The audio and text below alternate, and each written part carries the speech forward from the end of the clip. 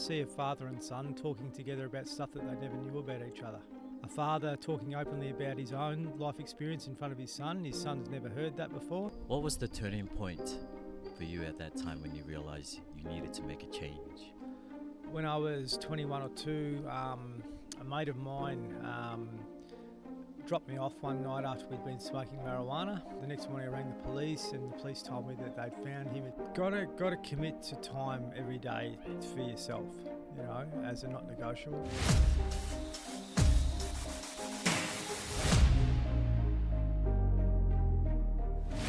Hey guys, what's up and welcome back again to the show. Man, I'm so excited to share with you a special episode with Aaron Schultz where you'll get to hear insights about the great work that he does, who's also the founder of the Outback Mind Foundation. But also what I found during our discussion was so insightful, it was like my own personal masterclass. So please, I encourage you, grab a pen and paper or an iPad or however you need to take notes, and even screenshots if you have to. Stick around to hear what he has to share, as it could possibly help you or someone that you care about down the track. So, you know the drill, let's get back to it. Today I'm excited to be joined by Aaron Schultz, the founder of the Outback Mind Foundation, a charity that's dedicated to helping men take charge of their physical, mental and emotional well-being. Aaron's also the author of the book A Wink from a Guru, where he shares his personal journey about overcoming the stresses and the burnouts. And here to share more about his great work that he does for the community, Aaron, welcome to the show. Pleasure. Really grateful for you coming out and coming to my place to do this today, because it's very rare that we can do these things face to face. So appreciate it. And I appreciate you allowing me to do the show at your lovely place too. So thank you for that too as well. Pleasure. Okay, before we dive into the show, what I like to try and do first is to ask my guests a icebreaker question. What's the most rewarding moments in your life since starting the Outback Mind Foundation? That's a really good question. I tell you what, there's been a lot of them. When I've seen, this is one that stands out to me straight away. When I see a father and son talking together about stuff that they never knew about each other, and they're in an environment where they feel safe to do that. Because, you know, when we're in modern society, we've got all the challenges, this, that, the other, you know, distant beliefs, things like that. But yeah, you hear a father talking openly about his own life experience in front of his son. His son's never heard that before. And then his son feels safe to talk about stuff that, you know, he's never shared before. So that's very powerful when that actually happens. That breaks down a hell of a lot of intergenerational barriers. So that's one for me that I've observed time and time again. I probably would like to experience more and more, because we need to be able to create spaces for people to do that. Do you feel like that's the missing link between both father and son, or even grandparents? Definitely. Yeah. Well, we weren't taught to be emotional. Like, we were taught to pretty much support the economy. You know, go into school. Be judged and you know, compared, and those sorts of really low vibrational feelings. And that's ingrained in us early, and that's the way we perceive our way through life. And as soon as you've got that mindset fixed in you, that intertwines with your family relationships, with your friendships and so forth as well. Because really, once we're vibrating at that level, we haven't got a relationship with ourselves. If you're able to appreciate and accept and be kind and be compassionate and considerate and generous early, and that can be sustained, then you've got much more of a chance to living a successful life, I believe. Yeah.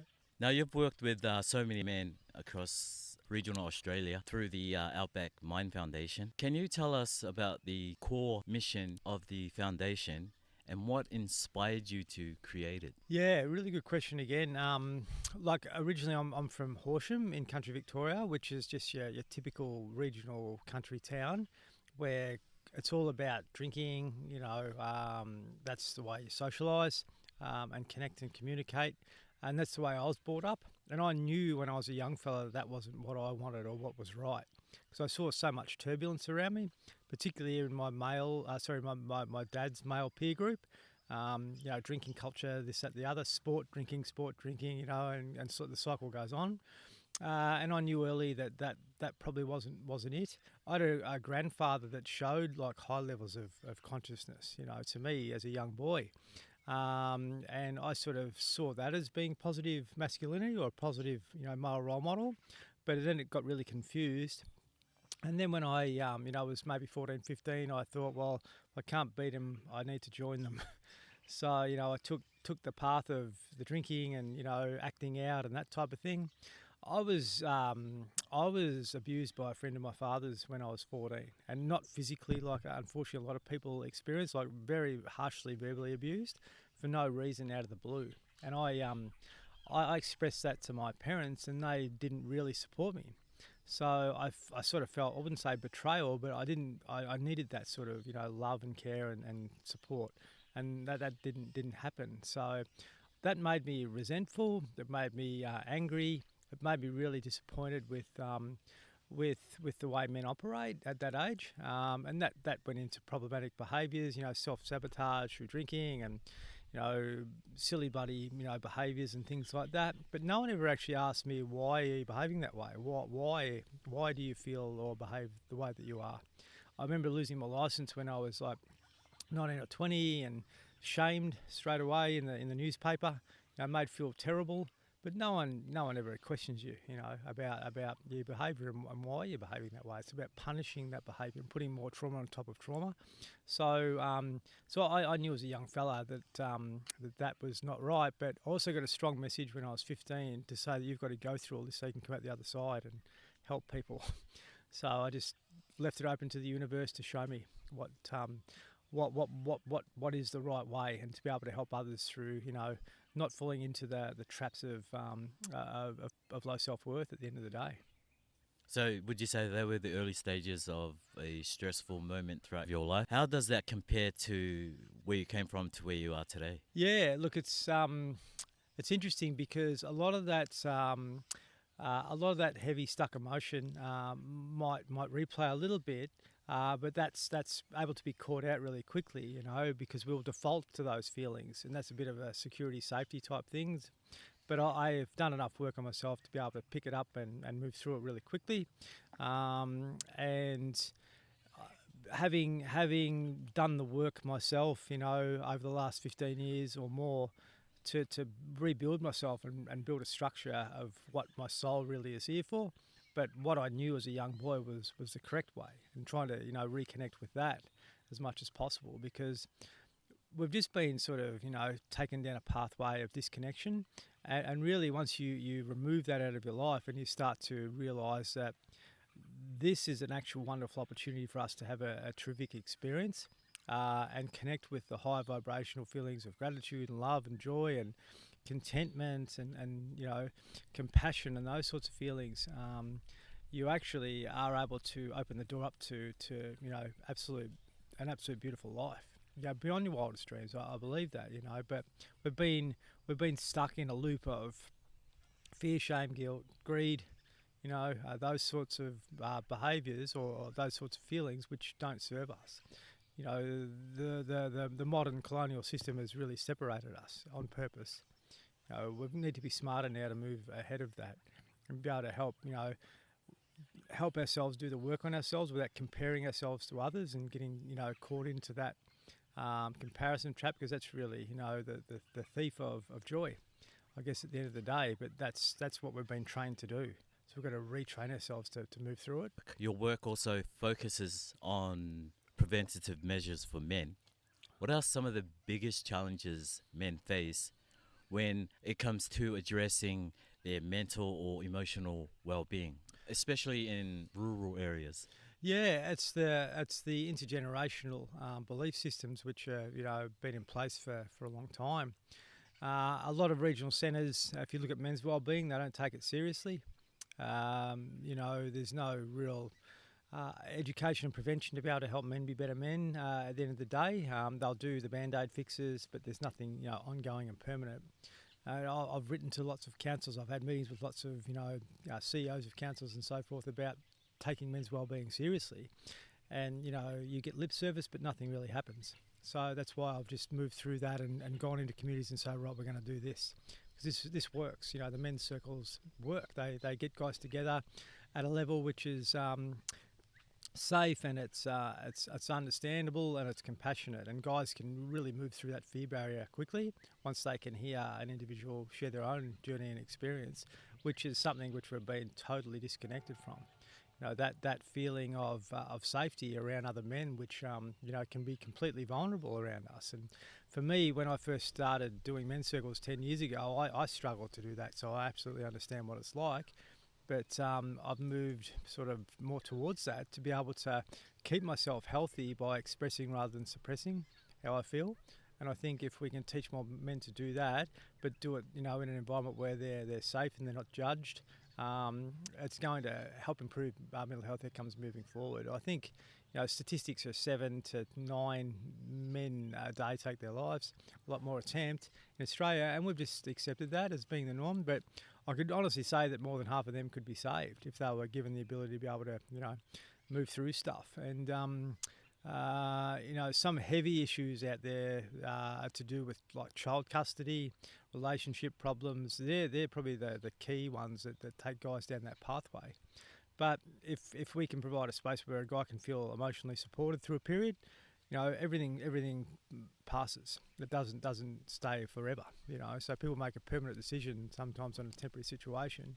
But I've seen some tremendous outcomes when people have been able to feel supported, and week by week just been given some structure to help them through a tricky period, and they come out the other side better, because that's really the universe teaching us something.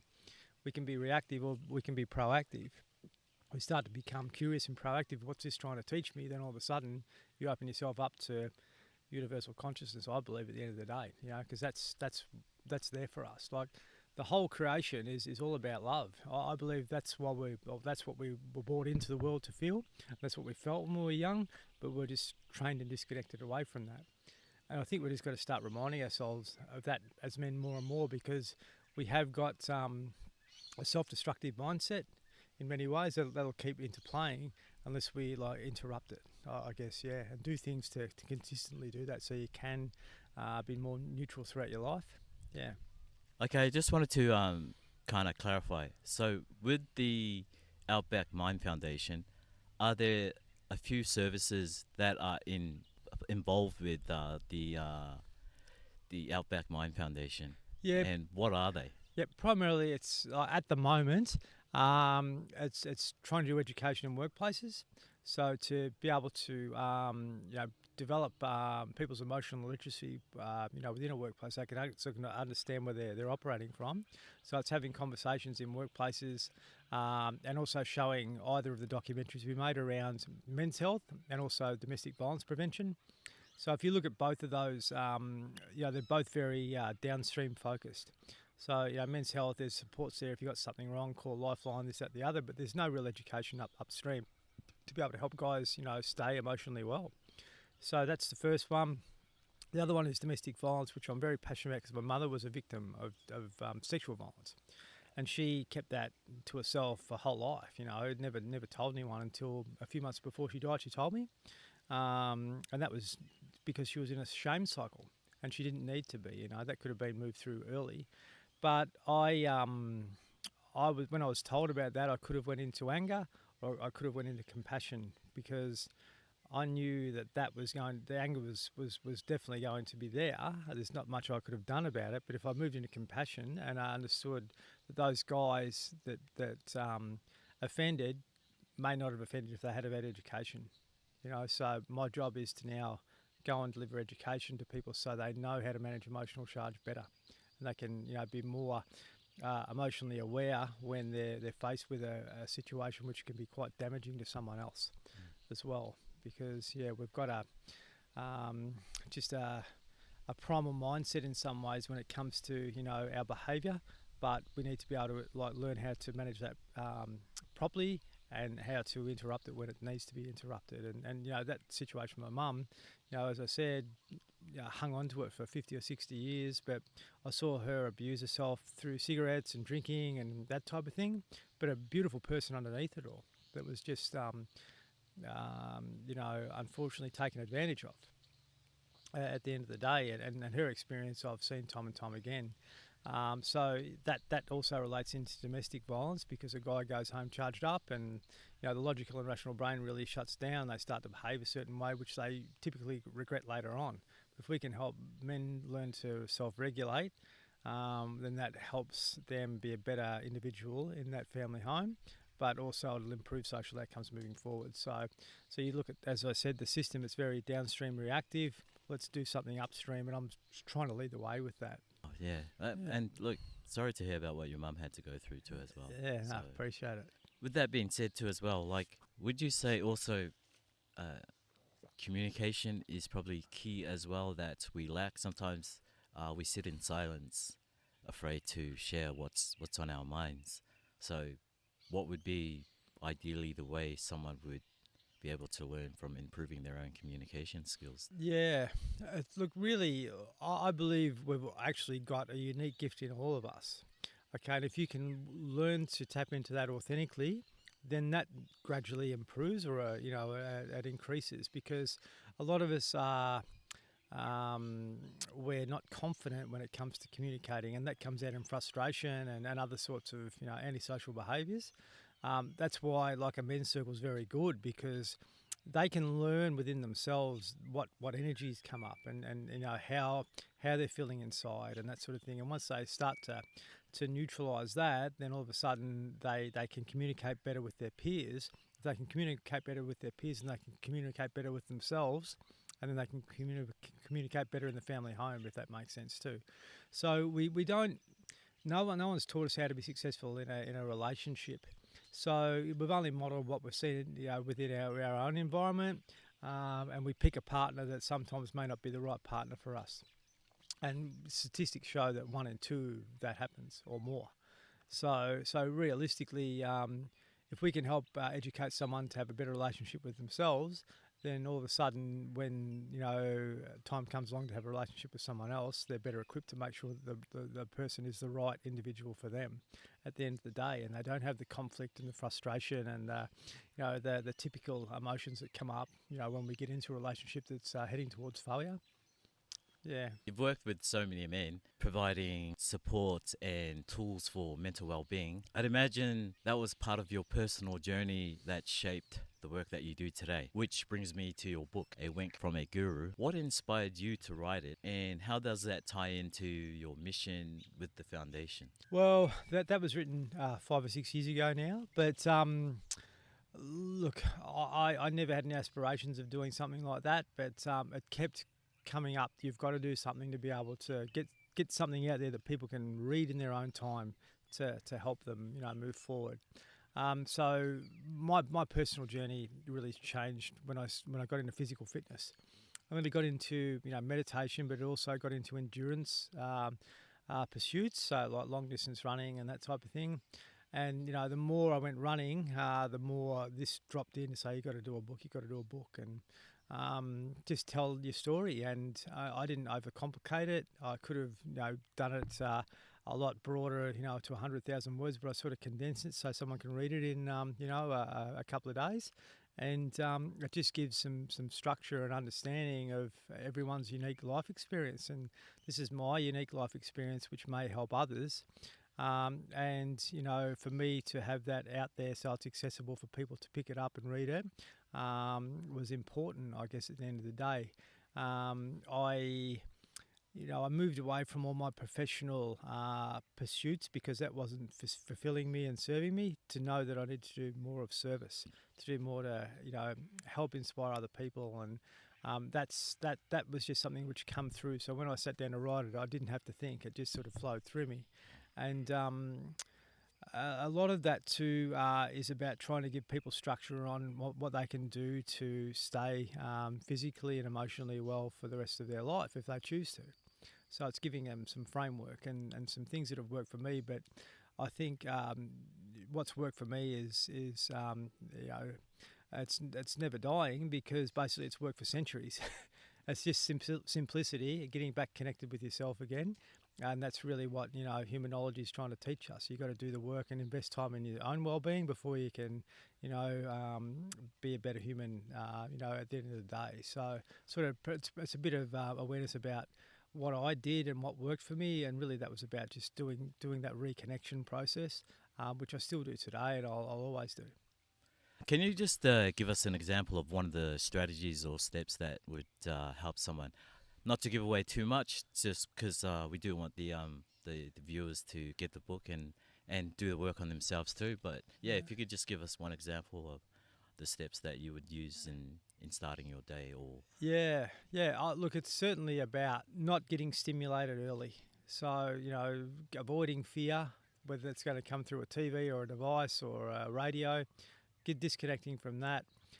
Disconnecting from stimulants early, so coffee or anything like that, which can, hit your adrenals hard. It's probably more about just getting grounded, trying to do something to get you grounded so you get out of your head into your heart again, because the mind will spin forward really quickly unless you put the brakes on. So you've got to be able to learn to put the brakes on. If you can do that, over time that becomes natural. And then once you've put the brakes on, then you're more connected with yourself, and then you can start your day from that space rather than from the to-do list and being anxious. okay, nice. In your book, you describe a transformative journey from burnouts to inner peace. What was the turning point for you at that time when you realized you needed to make a change? There was like when I look back, pardon me, there's been these wonderful signs across the whole journey. A couple come in my teens, but when I was 21 or 2, a mate of mine dropped me off one night after we'd been smoking marijuana, and he said to me as I'm talking to death, and I just put my hand on his shoulder. I was sitting in the car in front of my driveway at home, and I just said, "You'll be right, mate." And put my hand on his shoulder and said, "You'll be right, mate." And I just walked inside. But I knew then in my gut that there was something wrong, and I stewed on it all night. And the next morning I rang the police, and the police told me that they'd found him had shot himself. So, yeah, I could have saved his life that night. And he was a beautiful, beautiful kid, really good kid. And my observation was it was probably just a girlfriend problem. There may have been deeper layers underneath that. But see, I felt a lot of shame around that. And I went to his funeral a week later and tried to explain to his father, my experience with him, and his father didn't really give me the compassion that I needed. So that was just one example of something which stuck with me to say I've got to do something different. And I was very curious about working with people to help people at a young age. So I got into the mental health space early, and worked. Back then we used to have people in institutions, so I used to work in there. I was always curious about, mental health, I suppose, in its way. Back then it was called different things, psychological disabilities, whatever it may be. But we really, persecuted someone that had something wrong, but we never really understood why they were behaving a certain way or their own experience to be able to help them heal. So, I saw that, worked in prisons as well early. I saw a lot of little boys in big men's bodies that had acted out, which were never, able to express themselves or feel comfortable to express themselves. They'd probably just been victims of poor male role modelling, and that had just rolled downhill, and we just put punishment on top of that. We put continual punishment on top of punishment, trauma on top of trauma for years. And I was actually unconsciously doing the same thing to myself, because after that episode with Damien, I just sort of worked harder and suppressed that emotion, that real wound that I experienced because I wasn't able to talk about it. Worked harder, drank harder, this, that, the other. And at the age of 37, the suicide thing had popped up for me a bit because I'd never felt like I was fulfilled. I was married, I had a couple of kids and all that, but when I'd feel low, those sort of thoughts would start coming in. And I was 37, and I used to work away a lot. I remember being in a motel room, just wanting to end it. So that happened. Another time, not long after that, at my home, same thing. Came in really strongly. I was very close to putting the rope around and getting that over and done with, and I was interrupted. But that gave me signs to say that you need to be here. Your job is to be here rather than not be here. So my experience happens 7 times a day to people, but they're the ones that successfully complete suicide. There's a hell of a lot that think about it and try it, but don't succeed. So the more we can do to interrupt that or disrupt that and put people on a journey of healing, then I think we're going to have better outcomes. If you look at humanology in its essence, in this Western system, and in Australia, we're very reactive with our health and our mental health. If you look at the Eastern cultures, they're really in tune. They do things to work the energy in the body. They make the energy work in their body because they know that's how we function properly. Open the body up, stretch the body, settle the mind through meditation, breathe deeply, those sorts of things. That hasn't been common knowledge in this country before. It's been highly driven by trauma. It really has over the last couple of 100 years, and that's rolled downhill.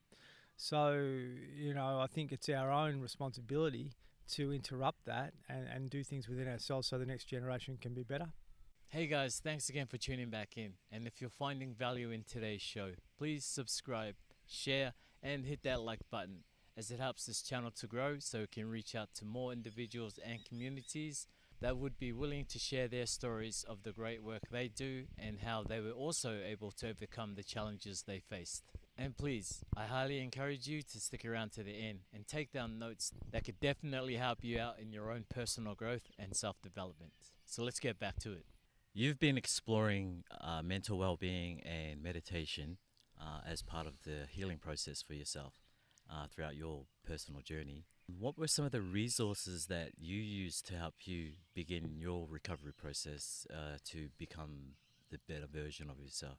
Yeah, definitely appreciate that, because my whole awareness was all around the clinical system around this sort of thing, like labelling myself with anxious or depressed or this, that, the other. And that's mainstream thinking, I guess, at the end of the day. I knew I had to do something differently. So firstly, it was the physical activity by pushing my body, and then going through the whole self-sabotage of you weak prick and that sort of thing. Really pushing my body hard and always calling myself weak and not good enough to move through to a higher level of fitness. But there was a little boy, trying to come out, which was not heard when he needed to be when he was 14, and to be accepted.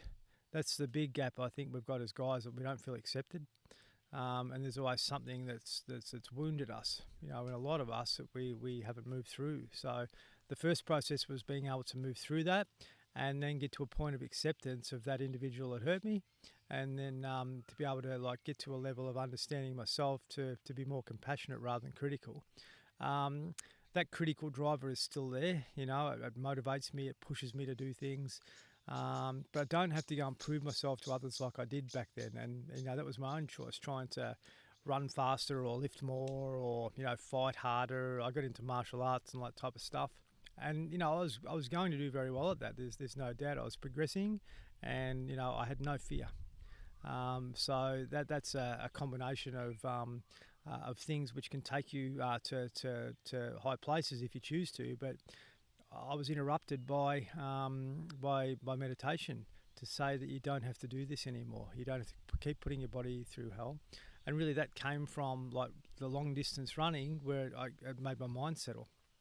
That got to a feeling of more contentment again, and then I sort of was curious, what do I need to do to feel like this more rather than not? So that's where I went to the Buddhists, and the Buddhists taught me how to get back to feeling like myself again. And that was torture, primarily, but I knew that's what I had to do to feel connected, and that was through stillness, because the average man just wants to keep moving, doing that type of thing, but I was just made to sit still with myself, with some structure, and I knew that's what I had to do, so I just kept persisting with that, and over time it just becomes natural. So if you start to feel uncomfortable, sometimes it can be the best thing that you can do to help your own personal growth. And that's really what sort of took me on that pathway, because really once everything's all said and done, peace is the highest energy and vibration that we can actually feel. So the more peace that you can feel within yourself, and the more of peace and love you can have for yourself, but also others, then that's going to give you a better opportunity to be successful at life, I reckon. Okay, can you just kind of break that down to, say, for example, if someone wanted to start their journey, how could they incorporate it if there was a simpler formula for them to work with at the beginning of their journey? Yeah. What would be one or two things that they could work on? Gotta commit to time every day for yourself, as a not negotiable. And just whatever it is that makes you feel grounded, something that makes you feel calm. And if you want to get technical about it, you can put a heart rate monitor on and they'll tell you. I don't engage in any of the technology in that, but if you want evidence, you put a heart rate monitor around your chest or around your wrist, and you'll see, when your heart's not beating as quickly, you are more in a calm, natural place, rather than feeling elevated and escalated. And I can guarantee you, as soon as you put a device in your hand, or you're stimulated in some way, then that's going to go up. But that feeling of calmness and that feeling of groundedness is really getting back to your true self again. So it's trying to find what it is for you that works, and then try and follow that, and then use that as a base to progress. So start to use that as a platform where you can sort of grow, and try and show up and do that every day. It takes 40 days to build a habit. You've got to be able to tie into that, and commit to that every day for 40 days without any disruption. This is my time to do something. Once you've done that for 40 days, 6 weeks, then you're on a pathway. 40 days, 120 days, 1,000 days. Once you get to 1,000 days, you master it, and then you're on a pathway for life. What's your routine for the morning? At the moment, it's where I live is a little bit challenging because it's rural and remote, and I have like a gym set up in the shed. I've got 2 gyms set up here, so it's getting the heart rate up through running or fitness, so treadmill, skipping, weights, kettlebells, that type of thing. So really just challenging that, getting the chi flowing throughout the body, and then it's stretching, and then it's meditation. So it can be up to 2 hours, 2.5 hours, but some mornings it's just an hour. That's all I need, just to get centered, and then I'm fine. So that I've done the cold shower thing straight away for years, and I just don't need to put my body through that anymore. I've sort of moved through that, but it's just become natural habit to do that. Get up and you start moving. If you look at the old traditions, like they got out and they hunted and they gathered, they did something physical. Well, if we can replicate that in some way, shape or form, and don't be too critical or self-punishing of ourselves, just enjoy it. I've got to a place of enjoying it now, rather than like worrying about my time or how much I've lifted or anything like that. It's just about actually physically enjoying what I'm doing. Once you do that, all the tension goes and you're more free-flowing, and you can start to move with the energy rather than work against the energy. And I think that's a problem we've got. We're actually working against the energy because our mind's telling our body something totally different. If our mind's giving our body positive thoughts, then the outcomes are better.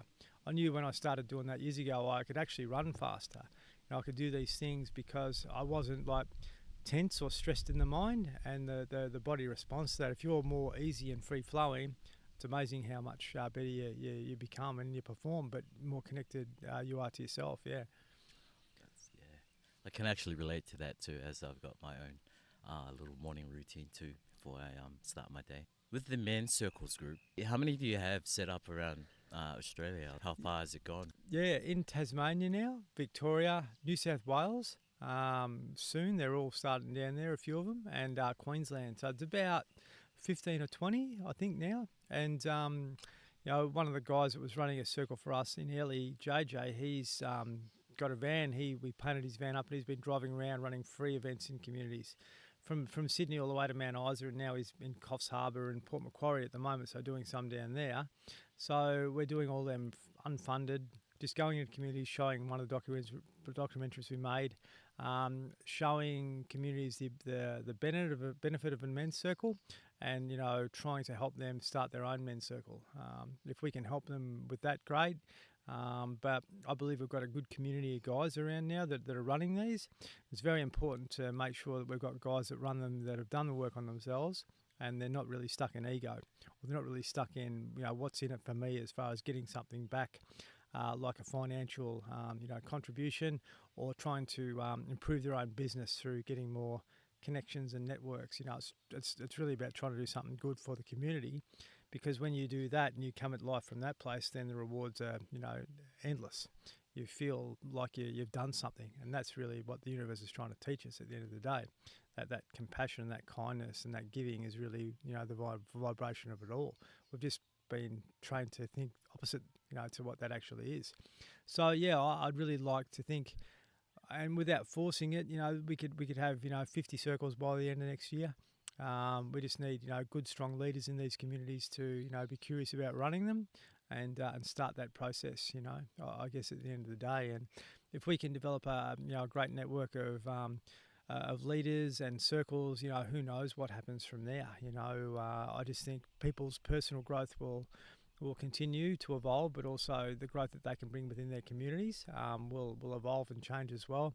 Then hopefully the councils will recognise the importance of this sort of stuff. Then the state government and the federal government will actually start to realise that men's health is a fair dinkum serious thing that they've got to pay attention to, because it's been ignored for the last 250 years in this country. We haven't taken it seriously at all. We have a lot of guys come to the circles that are in there with child custody issues. They are not vibrating at a high level. They're in the shame cycle. A lot of them, have not offended to the level that they've been accused of, and they've got no emotional support. So there's a massive gap there straight away. What do we do to support these guys? And we're really one of the only ones that are doing that. Plus a few other, little circles around the country as well. So there's a massive gap there. We deal with a potential risky issue, but we forget about, the well-being of the individuals involved. And, I'm fully supportive of women that are, in this system, and they're fighting against, their partner from a child custody point of view or whatever it may be. But I see the other end of it and what the guy goes through, and that isn't really given any attention. We've got to start to have a bit more compassion about, what individuals are actually going through and the hurt that they're experiencing as well. Yeah, the impacts affect both parties. And Big time, that's right, yeah. And I've seen, as I said, people accused of things that they just haven't done, and there's been a lot of resentment go into breakups, which are not only affecting the kids, but it's also having a big impact on the man as well. And that's when the suicidal ideologies start to really rock in, because they just feel like they're lost. They haven't got anyone that they can talk to, and they'll suppress it. They'll drink it away. They'll smoke drugs, whatever. But if they can do things where they can feel like they're listened to, understood and appreciated, then all of a sudden we're going to give them a chance to move through. It's typically a 1 year, 2 year process when someone, gets into that cycle. But if we can help them move through that cycle, then, they come out the other side a lot better. They've just got to hang in there. Okay, Aaron, so how do you guys manage to keep the men's circle going? Where do you get the support from? Yeah, financially it's not easy. I knew a couple of years ago that I needed to focus all my time and energy towards this. So I pretty much lived off savings for quite a while.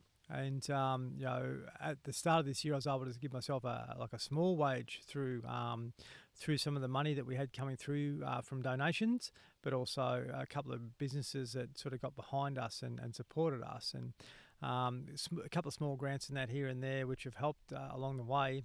So it's trying to sort of, now make it sustainable so we can function more broadly. I want to be able to employ people in the future to be able to, concentrate on delivering services in their region, but also to be able to grow our service more broadly as well.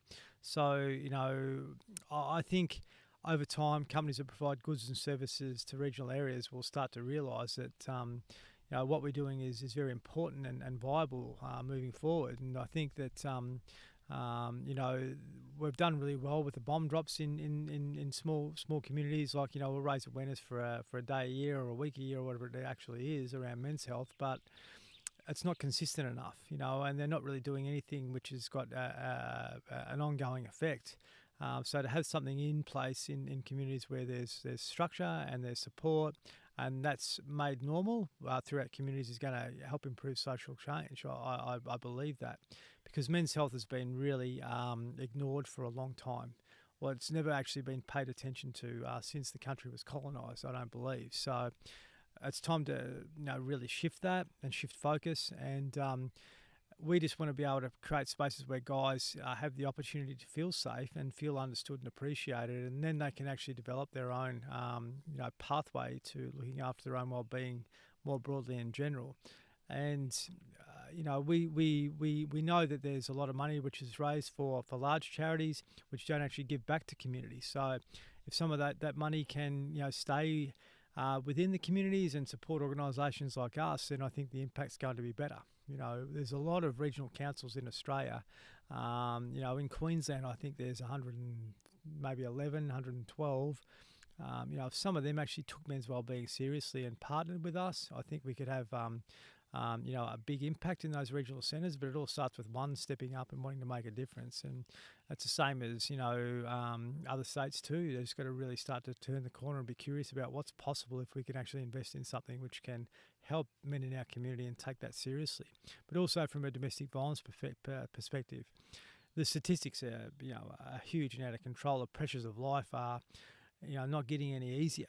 There's a lot of demand on a man, you know, these days, and that's where, you know, the frustration comes out. That's where, you know, the self-doubt comes out and comes in, and then we have the self-sabotaging behaviours which follow that, and that, you know, that frustration goes into the family home and the low self-worth that a man experiences. So if we can provide spaces where guys can at least learn to express that rather than suppress it, then all of a sudden, you know, I think we're going to be able to, you know, turn the corner as a society. But it just takes, like, you know, confidence in this approach, in this preventative approach, because I, for one, know it works. I've seen it work time and time again. I've seen so many lives change, you know, before my eyes. And that gives me enough hope to say, well, yeah, we're on the right track. We've got to start to expand doing what we're doing more and more. That's absolutely amazing. Yeah, appreciate it. What would be one piece of wisdom that you could help someone who's starting their journey in their mental well-being? So for someone to look after themselves, you know, find out what's working for you and try and, you know, remove that from your life. So not what's not working for you and try and remove that from your life. So a big one with guys, I find they've got terrible diets. You know, the diet is contributing to obviously their digestive system not working properly, and when that's not working properly, then you don't feel well. You know, from a physiological point of view, the energy's not flowing through your body properly, so the negative thoughts will start coming in. So that's one thing. Fatigue's another major one. So try and find what it is that's making you feel fatigued and get rid of that, if you can. If you're in shift work and, you know, you're becoming fatigued because of shift work, try and find an exit strategy so you can get out of that and create a lifestyle for you which is functional. And I believe we can't wait for someone to come and rescue us when it comes to those sorts of things. We've got to be able to put our well-being first and foremost, and be able to take that as our job and responsibility to be able to look after that, because no one's going to look after it for us.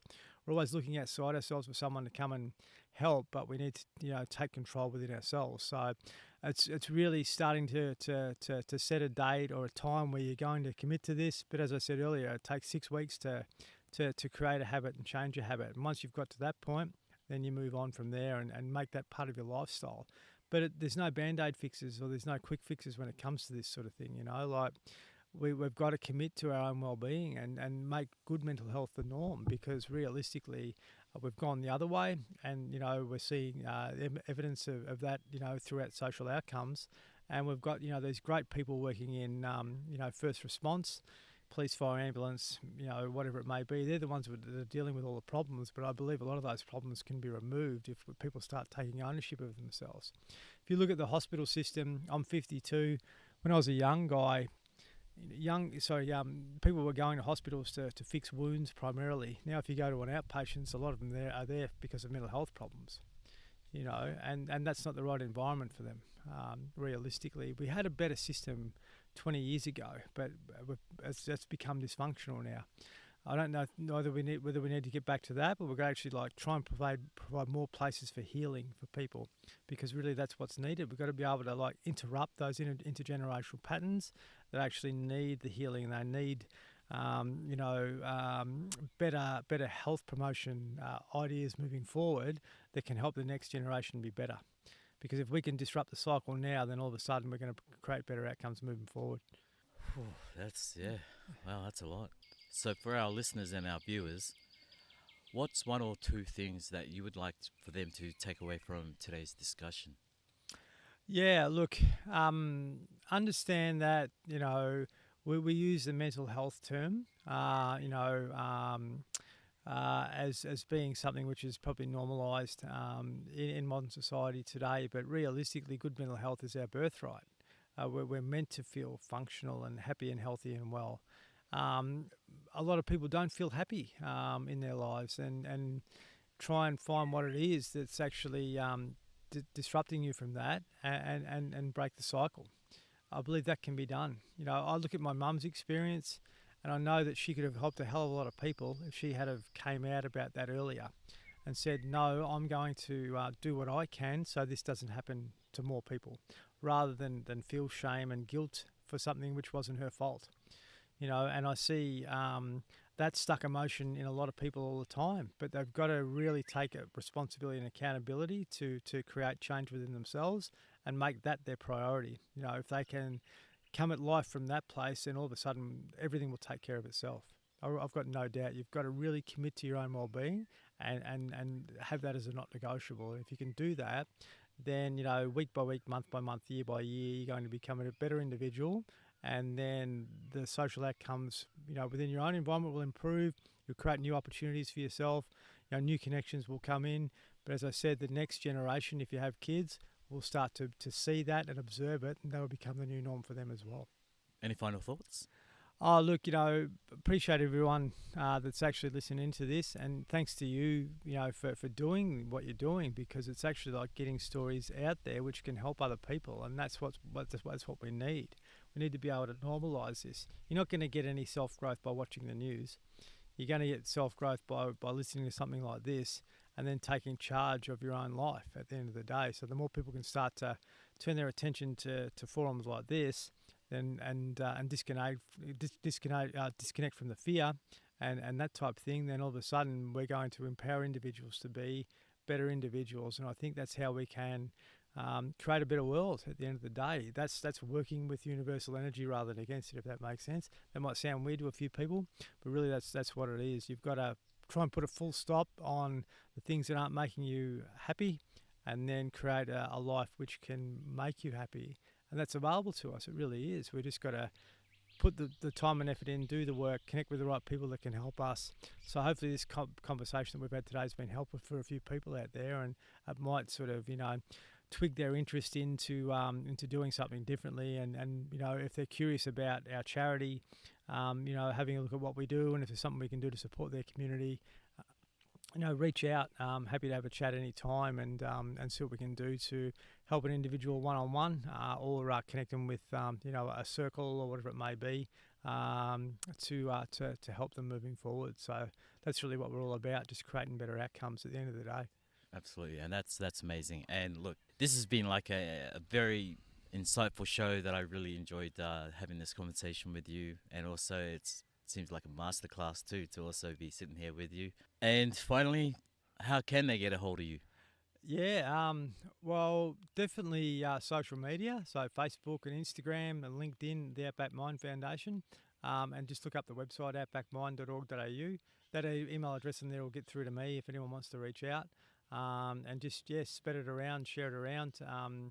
As I said, the more circles we can get going in communities, I think the better outcomes we're going to have moving forward. And, try and make, good mental health the norm, but also empower people to have a great life, because it's definitely available to us. We just got to, take that seriously and value our own self-worth at the end of the day, and that's available to all of us for sure. This has been an absolute amazing show today, and look, I'll add the descriptions and the links down below. Look, reach out to these guys and show support. You could be helping your granddad, your father, or son. Aaron, thank you again for joining me on the podcast. Appreciate it, mate. Thanks for doing what you're doing. Thank you.